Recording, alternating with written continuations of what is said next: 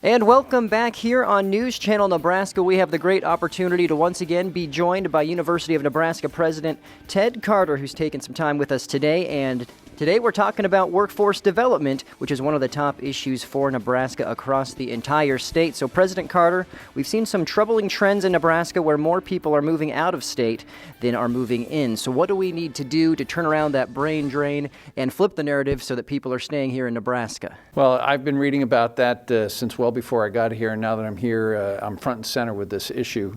The first thing I would tell you is sometimes the word crisis has been used with the brain drain. I definitely think it's a challenge and it's a situation, but I'd like to turn the conversation around and not say that we're going to try to stop a negative, but how we're going to turn it into a positive. So we're going to work not just against brain drain, but try to create success building on success for brain gain. So this is the idea that we're going to try to bring in not just the more Nebraskans who are ready for four-year college and university, but more out-of-state students, and then create some partnerships with our business development community so we can have the right skill sets line up with the right job opportunities and increase our workforce. And when you talk about the increasing of workforce, there's those H3 jobs, which includes engineering, IT, and nursing, which Nebraska really needs. Now, what is the university going to do to expand those programs and those needs here in the state? So for our listeners that may not know or familiar with H3, this is high skill, high demand, high wage. So these are skill sets that are in IT, nursing, lawyers, the profession. But I would tell you that the H3 jobs now cut across just about every community of every job, because everybody's going to have some sense of data engineering, data science. Doesn't matter whether you're going to be working the land or going into the IT profession. Everyone is going to need some of these skill sets. So we want to make sure that that is threaded through our curriculum, that we have some expanded curriculum, which we are already doing. We're expanding our nursing opportunities with now 5 different programs across the state.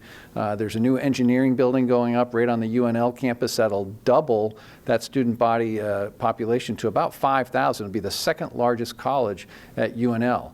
This is very much needed. The IT community, if you're familiar up at Omaha, some of those students are getting a job before they even fill out a resume.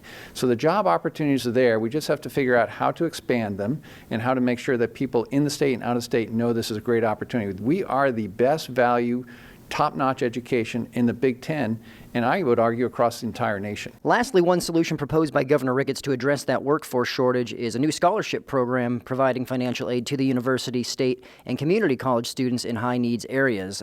As you look at that proposal, what are your thoughts on that? Couldn't be more excited and thankful for what the governor has proposed, as well as Senator Stinner and many of the other senators who see this as really a shot in the arm for the university and the state.